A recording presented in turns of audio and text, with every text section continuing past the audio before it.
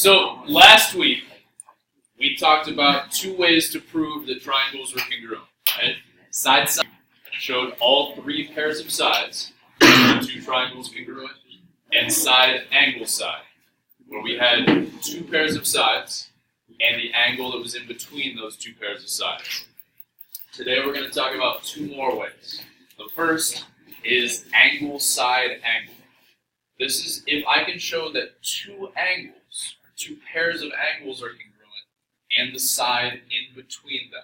Okay? So the way that the letters are laid out tells us, right, two angles and the side that's in between. So in this diagram, we're saying if we can say that angle A is congruent to angle D, then if side AB is congruent to side DE, and then if angle B is congruent to angle E. Okay, if I have that much information, if I've got two pairs of angles and the side that is in between those two angles, then I can say the triangles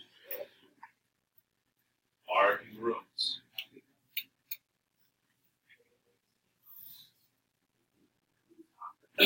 So, to do this, for these proofs, there'll just be a little bit more emphasis on the angles, since in this case, we're going to show two pairs of angles and one pair of sides. Right? So, let's take a look at some examples. So on this first one, the only thing I'm given is that SQ bisects angle RQT and angle RST. So on these first couple of proofs, they give us all the statements. We just have to fill in the reasons. Okay, so I'm told SQ bisects both angle RQT and angle RST. In the next line, they claim that angle RQS, so RQS, that's this angle right here, is congruent to angle TQS. This angle right hold up. Explain that, because I thought you were going to put a line right down the middle where? QS. Well, so this statement, so angle RQ. Gotcha. Yeah. So we're talking about this angle, and then say that if I know that QS cuts this angle in half, I can say these two angles are congruent by the definition of angle bisecting. So then the next one, they claim angle RSQ, so that would be this one, is congruent to TSQ. So why can I say those two angles are congruent?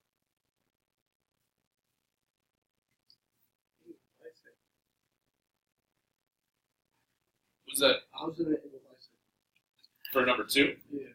So they tell me that SQ bisects angle RQT. So angle RQT is this big angle here. I see that. And SQ, they're saying bisect. So bisect means to cut in half. So then they're claiming that these two halves would have to be congruent. What if that would be? Exactly, yeah. So it's going to be the same reason over here. We also know that SQ bisects angle RST, so then these two halves would be congruent by the definition of an angle bisect.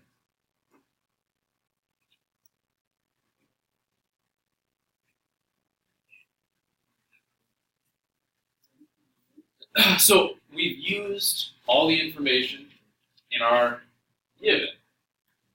So now we need to look at the diagram. Okay, so now they claim that QS is congruent to QS. These two triangles share a side. So why am I allowed to say that QS is congruent to itself? Reflexive property.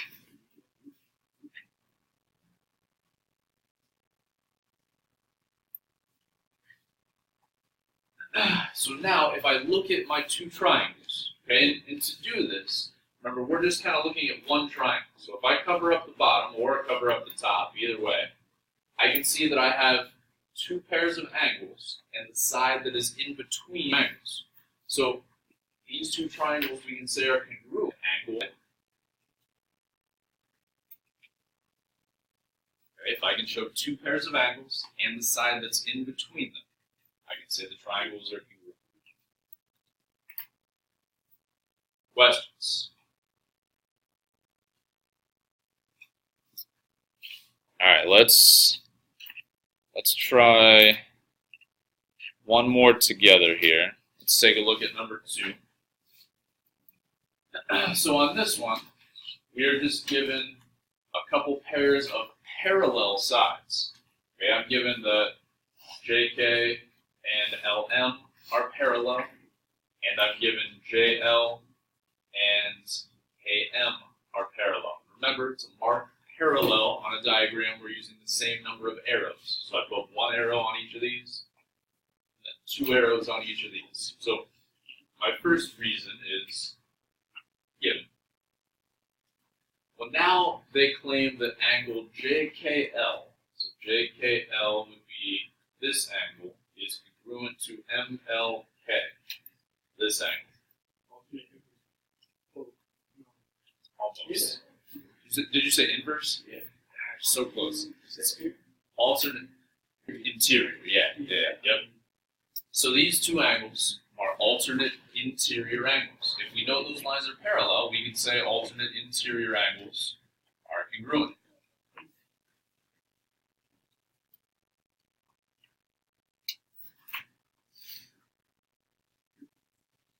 Okay. Then they claim angle JLK. So JLK would be this one up here, is congruent to MKL. That would be this one down here. Same thing. Yep. These would also be alternate interior angles.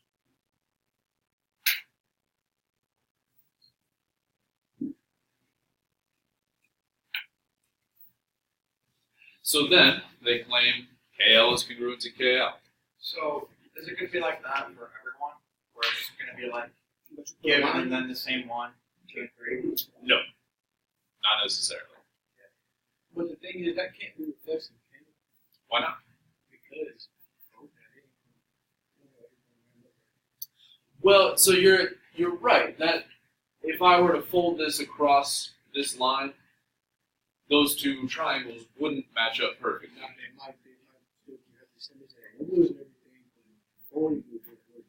So the reflexive property, we're not saying that if I reflect across that line, they'll perfectly match up. We're not saying it's a line of symmetry.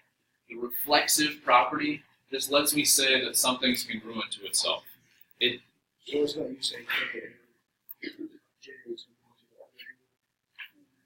Right. Yeah, it's just saying I can say that something's congruent to itself. It's not saying that this is a line of reflection.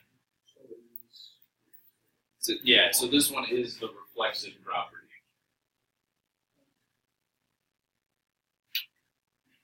And whenever we see something congruent to itself, that's the reflexive property. So now, if I look at my diagram, I have 2 pairs of angles and the side that's in between them. I can say these triangles are congruent by angle, side, angle. All right. Questions? Since they had that combination, it has 2. You put both of those in the first difference? That's a good question. Is it? Because it has 2 of them.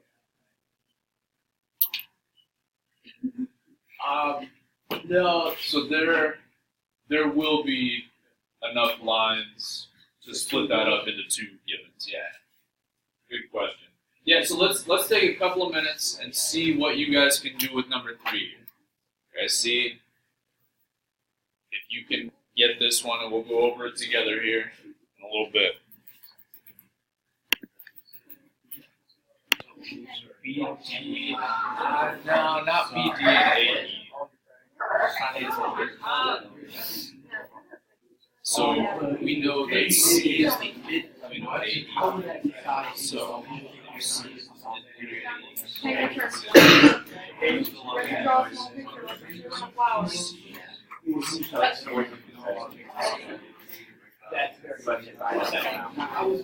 All right, let's take a look at this one here. Okay, so I just have the two givens down so far. We're given that these two angles are congruent, and then I'm given that C is the midpoint of AE. Okay, so if C is the midpoint of AE, that tells me it's exactly halfway in between A and E. I could then say that the two halves of that segment. Yes. I can say the two halves of that segment, which would be AC and CE, are congruent. Okay, so I can say AC and CE are congruent by the definition of midpoint. Okay, now as I was walking around, I saw a lot of people wanted to then also say that BC and CD would have to be congruent. No, that's not true because we're not told that C is the midpoint of BD. We are only told that C is the midpoint of AE. So, I mean, even though it looks like it, since we're not told that, I can't use that. Okay? What I do know, okay, I have to look at the diagram now. I've used my given piece of information, and I've got a pair of congruent sides. Now I need to look at the diagram. Okay, there are two main things that I know for sure looking at a diagram. One is if the triangles share a side. Like we had in the first two examples, we can use the reflexive property. The other big one is if we have a pair of vertical angles. Okay, we can always say that vertical angles. Okay, so in this ZA is congruent to angle DCE. I can do that because these are vertical angles.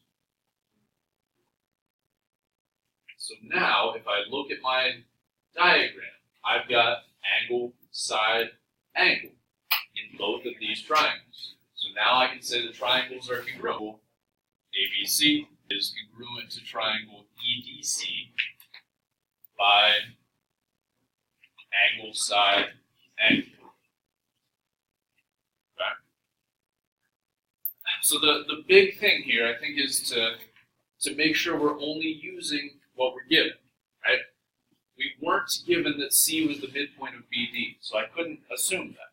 Right? We only can use the information that we're given and then look at the diagram and look at things that we know for sure, like the reflexive property if they share a side, or vertical angles. Okay. Questions?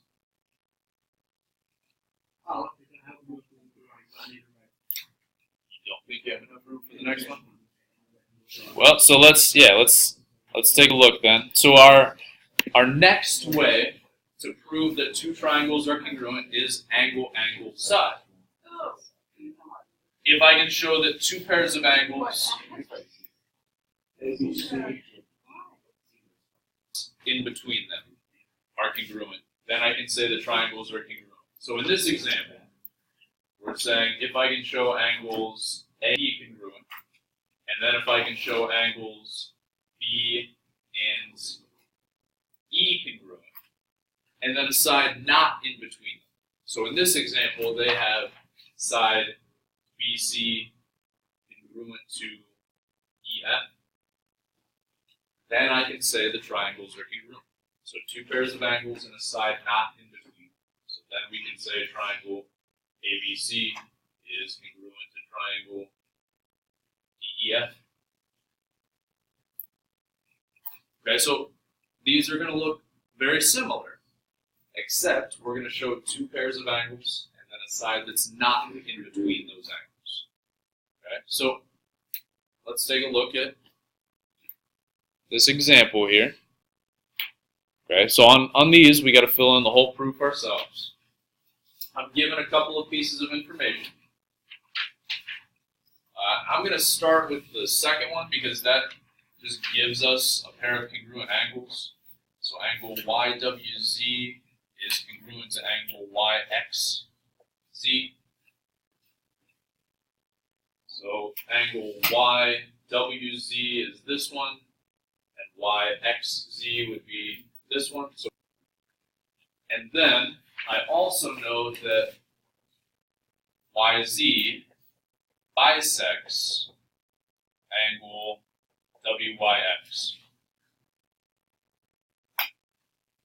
Okay, so we're saying this line, YZ, bisects angle WYX, bisects this big angle up here. So if I know this line cuts this angle exactly in half, what can I say then?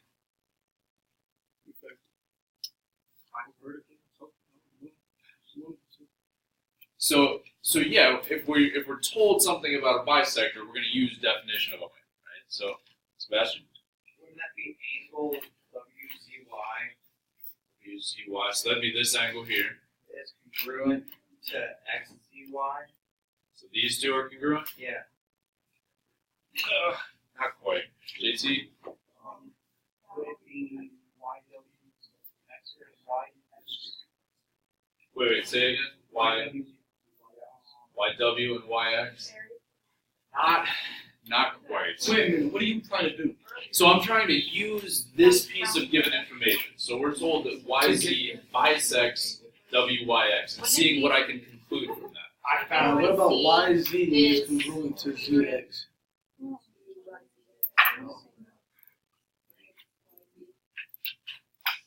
Wait, yeah, so which one of those here? What do you mean? Well, she just said a couple different things. So which one? I said WYZ is congruent to XYZ. Yes.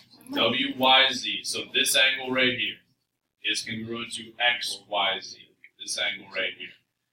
The reason it has to be those two angles, okay, we're told that YZ bisects this angle, okay, the one that I drew over in black marker here, WYX. So if this line cuts this angle in half, these are the two halves of that angle that would have to be congruent. Okay? So from this, we can say WYZ, angle WYZ, is congruent to angle XYZ. And my reason would be definition of an angle bisector.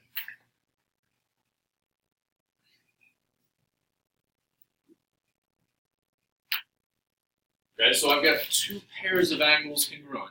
I see something else. Yeah. Okay, so in this case, if I look at my diagram, these two triangles share a side. They share side YZ. So I can say YZ is congruent to itself. I got a question. Yes, sir. Now, I already knew that. Do I have to write it in this order? Or as long as I get everything down, it doesn't matter? I mean, yeah, you could flip lines 3 and 4. The only thing that really matters is you got to have the givens first. But yeah, you could flip lines 3 and 4 here.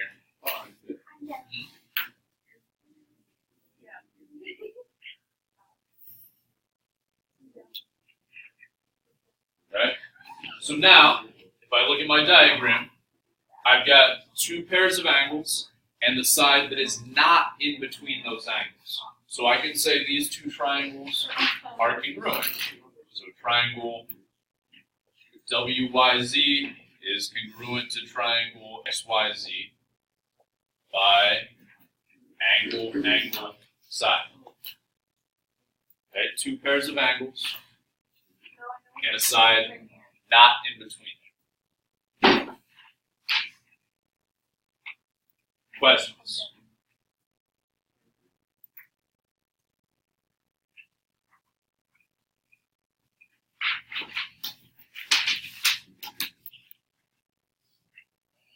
All right.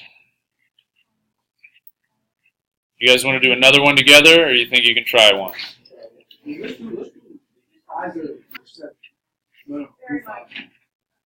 All right, we can do 5 together here, and then I'll have you guys do 6 and 7. All right, so that has 3 givens. it does, yeah. We've got 3 givens here. So let's start with this one. So we're just given a pair of angles congruent right off the bat. So angle ABC is congruent to angle CED. That is given. So angle ABC is this one, and CED is this one. So I know those two are congruent.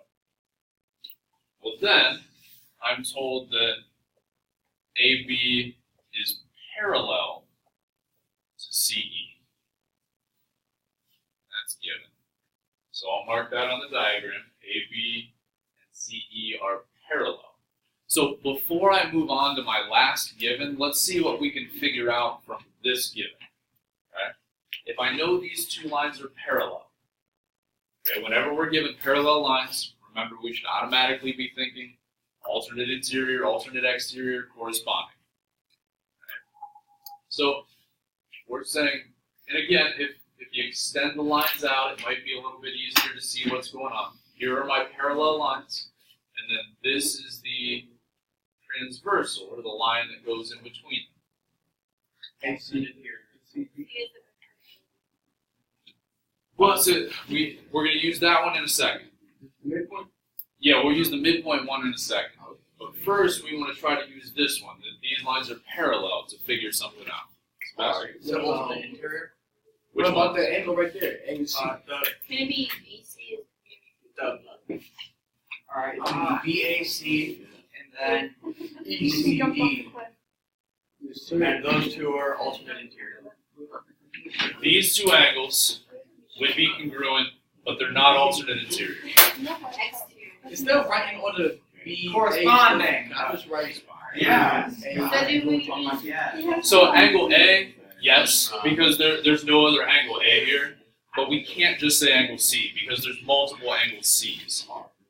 Okay. Yeah. Yep. So we can say angle. Yeah. Angle A is congruent to angle ECD. Yep. That would work. Yeah. So I'm gonna write out all three letters, but yeah, that would work in this case. You can just say angle A is congruent to angle ECD. So I'll say angle BAC is congruent to angle ECD. And the reason, right, if we look at this diagram, these two angles are in the same position, just on the other line. So that is corresponding whenever they're in the same position.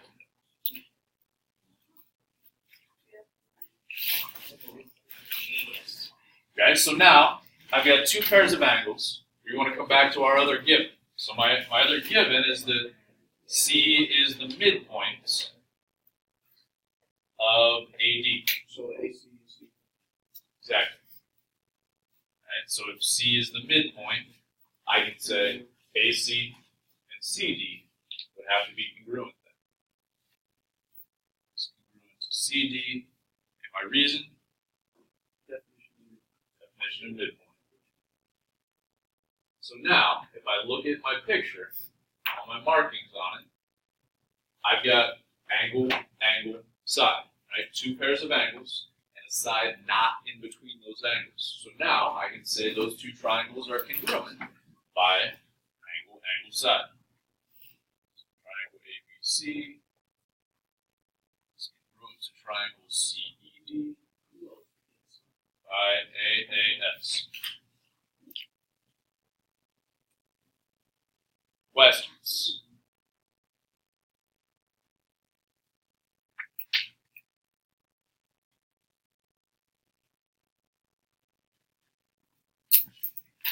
All right, let's just say then that numbers 6 and 7 are what we got to do for homework. Okay. So we've got 8 minutes. Might be able to finish it up before you get out of here, but we got to finish up 6 and 7 here for homework.